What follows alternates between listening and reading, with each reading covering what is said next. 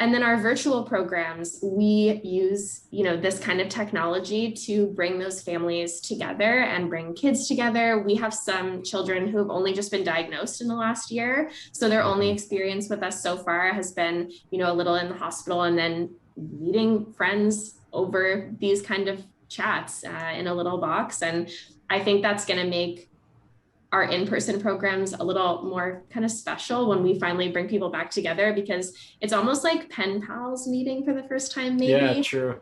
When you kind of like finally get to meet this friend who you have this bond with, but you've never met in person. And I think that's going to be a really exciting piece of bringing our in-person programs back. But to answer your question, these virtual programs have been just so vast.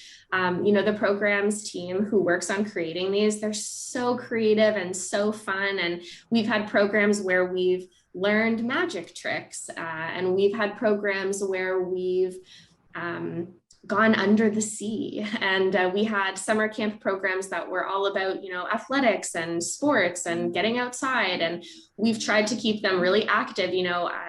I see kids all the time on these videos, they're up and they're dancing and moving around the living room, and it's just been a great way to continue that connection, continue those kind of moments of joy and fun.